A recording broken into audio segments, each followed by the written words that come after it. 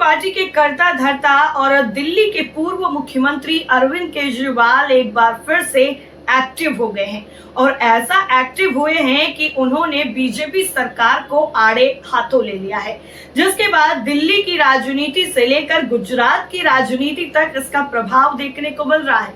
तो क्या कुछ कहा है अरविंद केजरीवाल ने और किस तरीके से उन्होंने दिल्ली सरकार के साथ साथ गुजरात में भी बीजेपी सरकार को जमकर घेरा है, चलिए एक एक करके सब कुछ आपको बताते हैं। दरअसल अरविंद केजरीवाल ने गुजरात के विसावदर सीट पर हो रहे उपचुनाव प्रचार के दौरान खड़िया गांव में विशाल जनसभा करके भाजपा पर तीखा हमला बोला। केजरीवाल ने कहा कि भाजपा ने 30 साल के राज में गुजरात को 50 साल पीछे ढकेल दिया। आज गुजरात में बिजली, पानी, सड़कें, रोजगार कुछ भी नहीं है। हर तरफ हाहाकार मचा हुआ है। पूरी दुनिया में शानदार सड़कें बन रही हैं, लेकिन भाजपा 30 साल में सड़क तक नहीं बना पाई। अरविंद केजरीवाल ने एयर इंडिया विमान हादसे में जान गंवाने वाले लोगों को श्रद्धांजलि देने के बाद कहा कि राजकोट से जूनागढ़ का रास्ता सड़क से 125 किलोमीटर का है। राजकोट से जूनागढ़ की सड़क इतनी जर्जर हालत में है कि मुझे आने में 3.5 घंटे लग गए।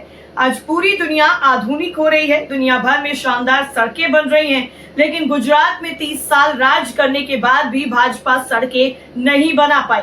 अरविंद केजरीवाल ने कहा है कि गुजरात में हर घंटे पावर कट लग रहे हैं। रविवार को कालसारी में गए तो वहां बिजली नहीं थी। गांव से लेकर शहरों में बिजली, सड़कें नहीं है। सारी सरकारी नौकरियों के पेपर लीक हो रहे हैं। युवाओं को रोजगार नहीं मिल रहा है। किसानों को बिजली, पानी, खाद और फसलों के दाम नहीं मिलते हैं। 30 साल राज करने के बाद भी भाजपा ने गुजरात की जनता को कुछ भी नहीं दिया। 30 साल बहुत होते हैं। सिंगापुर एक छोटा सा शहर है। 1963 में सिंगापुर आजाद हुआ और 1993 में 30 साल में सिंगापुर दुनिया का नंबर 1 देश बन गया, सबसे अमीर देश बन गया। दूसरे विश्व युद्ध के बाद जापान भी तहस नहस हो गया था, उसने भी तरक्की कर ली है और आज सारी दुनिया ने तरक्की कर ली है, लेकिन भाजपा ने 30 साल में गुजरात को 50 साल पीछे ढकेल दिया है। केजरीवाल ने यह भी कहा है कि गुजरात में भाजपा का 30 साल से शासन है, लेकिन पिछले 20 साल से विसावदर के लोग भाजपा को धक्के मारकर बाहर निकाल रहे हैं। 20 साल से विसावदर में भाजपा का विधायक नहीं बना है। विसावदर की जनता ने पहचान लिया है कि भाजपा एक फर्जी और भ्रष्टाचारी पार्टी है, इसको वोट नहीं देना है। अब भाजपा ने धोखेबाजी करनी चालू कर दी है। विसावदर की जनता ने हर्षद रेवड़िया को जिताया, भाजपा ने उसे तोड़कर अपने में मिला दिया। विसावदर की जनता ने आम आदमी पार्टी के भूपत को जिताया, उसे भी तोड़ लिया। पैसे और डर से किसी को तोड़ना जनता के साथ धोखा है। इतना ही नहीं, अरविंद केजरीवाल ने यह भी कहा है कि गोपाल इटालिया एक साधारण परिवार से आते हैं और पहले गुजरात पुलिस में नौकरी करते थे, लेकिन उन्होंने नौकरी छोड़कर समाज सेवा का रास्ता चुना। इससे उनकी ईमानदारी साबित होती है। अगर वो बेईमान होते तो पुलिस की नौकरी नहीं छोड़ते, क्योंकि वहां लाखों करोड़ों कमा सकते थे। गोपाल इटालिया पिछले 15 साल से गुजरात के गांव-गांव में लोगों की सेवा कर रहे हैं। भाजपा ने उन्हें करोड़ों रुपए के ऑफर दिए, फिर भी नहीं टूटे। दरअसल दिल्ली में कई अवैध निर्माणों के खिलाफ कार्रवाई की गई। डीडीए ने अशोक विहार में कई झुग्गियों को गिरा दिया है। बताया ये जा रहा है कि इस दौरान अवैध रूप से बनाई गई 200 से ज्यादा झुग्गियों पर बुलडोजर चलाया गया। इसमें 1000 से ज्यादा लोग काफी लंबे अरसे से रह रहे थे।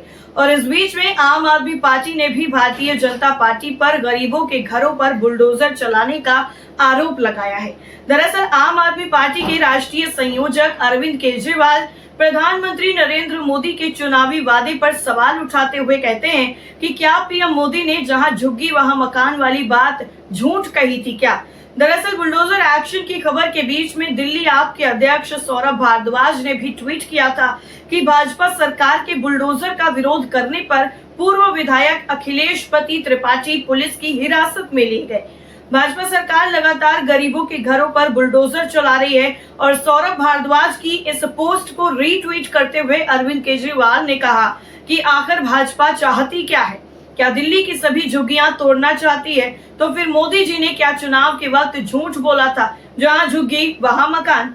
आप सांसद संजय सिंह ने भी इस पूरे मामले पर सवाल उठाया है और उन्होंने कहा है कि यूपी, बिहार, पूर्वांचल के लोगों के साथ दिल्ली में दुश्मन देश के नागरिकों की तरह व्यवहार किया जा रहा है। उनके घरों और दुकानों पर बीजेपी का बुलडोजर चल रहा है। विरोध करने पर पूर्वांचल प्रकोष्ठ के अध्यक्ष अखिलेश पति त्रिपाठी को गिरफ्तार कर लिया गया। सब याद रखा जाएगा। दरअसल आपको बता दें कि अभी हाल ही में सोमवार को यानी कल ही ये कार्रवाई डीडीए की तरफ से की गई और डीडीए के अधीनस्थ विशेष टास्क फोर्स ने दिल्ली पुलिस के साथ मिलकर कई झुग्गियों को ध्वस्त किया। डीडीए की भूमि पर अवैध रूप से कई झुग्गियों को बनाया गया था। यहाँ पर 2 से 3 मंजिला इमारत भी लोगों ने अतिक्रमण करते हुए अवैध रूप से बनाए थे, जिनको बुलडोजर के जरिए ध्वस्त कर दिया गया। और इस पूरे मामले को लेकर ही दिल्ली में राजनीति जमकर हो रही है और इस पूरे मामले पर आम आदमी पार्टी, अरविंद केजरीवाल, दिल्ली की रेखा गुप्ता सरकार पर जमकर हमलावर हैं और इसके साथ ही गुजरात में भी अरविंद केजरीवाल का आक्रामक रूप नजर आ रहा है। यानी अभी तक ये जो कहा जा रहा था कि अरविंद केजरीवाल काफी ज्यादा एक्टिव नहीं है दिल्ली में या फिर बाकी राज्यों में, लेकिन अभी जब लुधियाना में उपचुनाव होना है और गुजरात में उपचुनाव होना है और साथ ही साथ दिल्ली में बुलडोजर चल रहा है, तो अरविंद केजरीवाल काफी ज्यादा एक्टिव नजर आ रहे हैं। इस पूरी रिपोर्ट को लेकर आपकी राय क्या है, कमेंट करके जरूर बताएं। फिर मिलेंगे आपसे किसी दूसरे मुद्दे के साथ, तब तक के लिए आप देखते रहिए कुल्हड़ न्यूज। नमस्कार।